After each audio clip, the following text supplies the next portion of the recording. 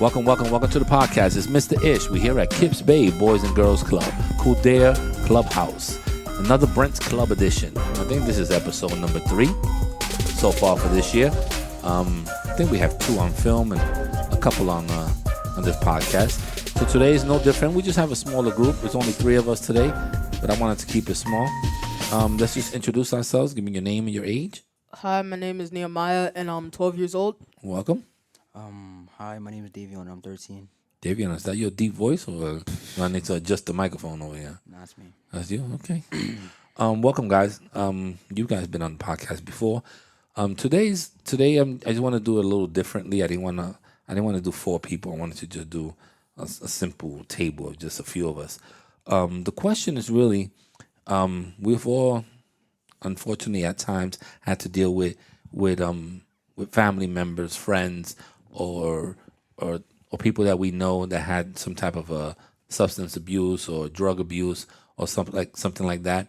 But there are steps to get out of it, and I just wanted to know if in your life, if you had someone that had to deal with some form of either drug abuse or substance abuse or something like that. Yes. Yeah. You had somebody? Could you elaborate a little bit on your story? Okay, so I guess I'll go first. You're talking, so yeah. My great uncle, he used to, growing up, when I would go to his house, he would smoke cigars and cigarettes, and it was really bad for him. So, after like a couple of years, my cousin was about to have a kid. So, he said, yo, I don't want you smoking no more. I don't want you doing none of this stuff, cause I want to see your grandkid doing this stuff and do that when he's older. So he made an effort to stop, and now he stopped. That's great. Let's give him a shout out. So is his health any better since he stopped? Yeah, he's actually doing really good now. Okay, that's good. Yeah, we forgot to put tobacco in that realm, but tobacco is also one of the things that kills a lot of people. It gives them, heart disease. It gives them lung cancer and stuff like that. It's like it does so many things to you that they don't even have a category for. Sometimes when you do get sick, they don't even tell you that it was because of cigarettes, but it's a combination of it from the nicotine and stuff like that. So he decided that once he had the grandkids that he was going to stop, just not to show the kids, plus to better his health. So that's an important step that he took. Was he kind of like forced by the family? No, he wasn't forced by the family. He wanted to make an effort for his grandkids. Okay, so he took it upon himself. That's you have to admire stuff like that. My dad, he passed away, but he passed away for that. My stepdad, he was a avid smoker since he was I think maybe 12 years old or something like that. He told me, and when my son was born, the day he was born, he just stopped cold turkey. He said, "I'm just gonna stop because I know you don't want him around me if I'm smoking. I don't do the smell when people try to hold your baby and they just smoke the cigarette and it's still in your body." So he just stopped, and he was absolutely great with my son, and so he just took it upon himself. Like, I know it must have been extremely hard. He didn't do none of those patches or nicotine, gum and none of that stuff. He just stopped. So, God bless him for doing that.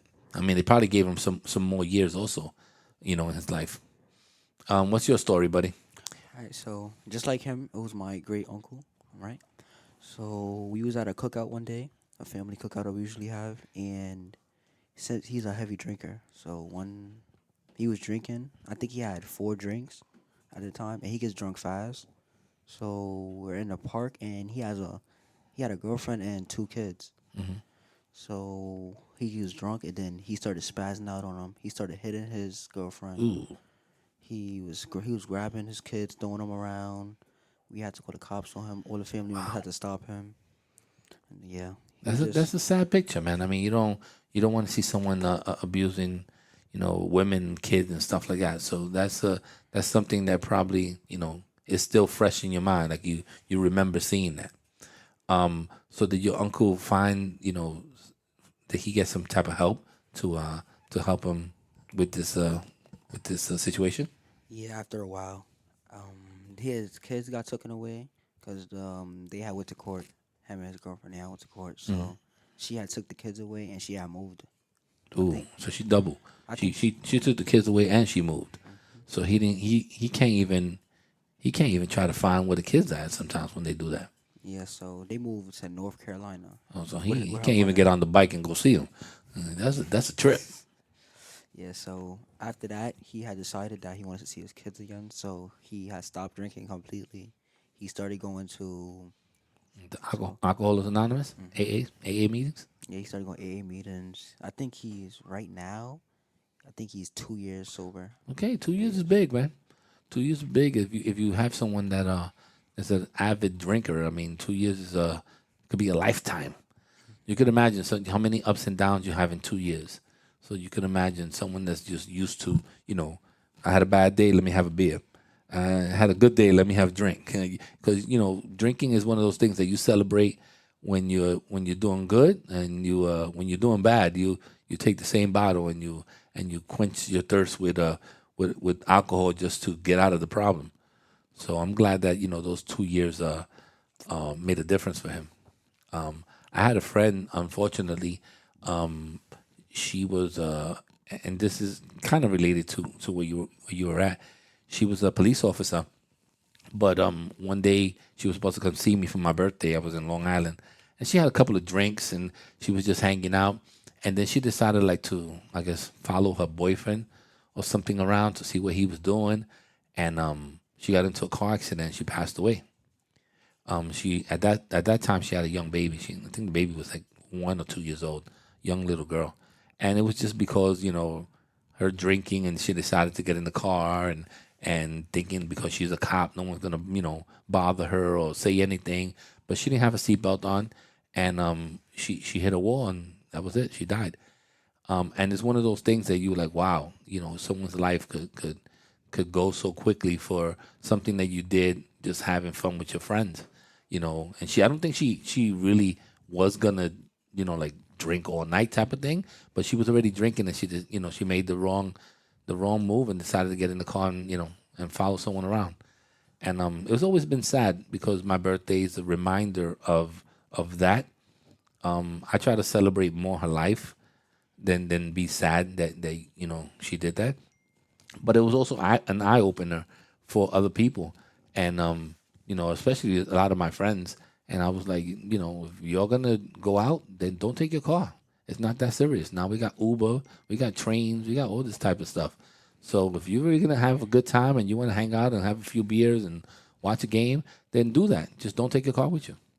And I'm an avid person for that. So even if I'm gonna hang out with my friends, I leave my car home. I don't have a problem with that, because you never know what could happen. I also have another friend that the same thing. He decided to have a few drinks. Then he wanted to go to a club. He was actually pulled over by the cops, and the cops were like, "Hey, you weaving in and out. You weaving in and out." Pulled him over. Decided not to give him a ticket. They just told him, "Yo, just park your car. Go what you gotta go." And he did that. And as he was parking his car, when he closed the door, a truck hit him. So it's one of those things that you never know. To this day, he's paralyzed from the waist down. But the only good thing about it is that he's a very positive person. So even through him having all the spinal operations and stuff like that, it didn't stop him. Like he's still. I think he was just recently married at that point. He still had kids. He still got a house. He still has a job. Like nothing stopped him. Like he didn't make him being in the wheelchair stop anything that he's done in life. So he was a very positive person. But this was also because he made a bad decision. And maybe if the cops would have pulled him over and took him in, this would have never happened. But they decided to be, nice at that point and just park your car. We're not gonna take you in. We're not gonna give you a ticket. And as soon as he turned around, truck hit him. So it's just wrong time. But you have to be aware of these things, and being on maybe not nicotine, but being on alcohol and drugs could really affect the outcome of your life and even your family, your kids and stuff like that. So it's very important that we take these substance abuse seriously, and that we try to be, we try to talk freely in this podcast about all the things like that. You guys have any other stories? Not that now that I'm being all in your personal business, but I just gave you two of mine. Actually do. What you got? So it was like it was my it was my it was my older cousin's stepdad, and we were having like this family gathering. Like it was just my family, my cousin's family, my grandparents, and my great granddad. So we were all hanging out. Um, my s- my cousin's stepdad had a little too many drinks, and he started wilding out and was doing all this stuff.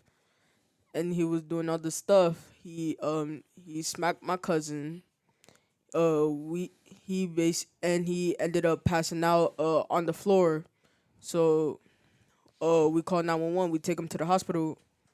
Turns out he's what's it called, kidney. A kidney failure? Yeah, he had a kidney failure because he was always drinking. So after he got his kidney removed, he started to change. He stopped drinking. He did all this stuff, and now he's actually a really good person. He's really positive because of that now. Yeah, I mean, a lot of the times people change when the alcohol's in you. It's not that they're a bad person. It's just that the alcohol changes who they become. And it's very sad when you see them that they're a nice person, and all of a sudden you see the changes. Going every time they have a drink. They're a step closer to being violent, or passing out or cursing at people or stuff like that. So sometimes it carries on. You can see the different steps till they get to that point. And it's very unfortunate, but I'm glad that now he realizes that he needed to change just to be. Once they start removing body parts, there's no way those things grow back. So you got to be aware of that. And I'd like to thank you guys. Thank you very much for being candid and open. Another Brents Club podcast is done. Check. 1 2 1 2. Check.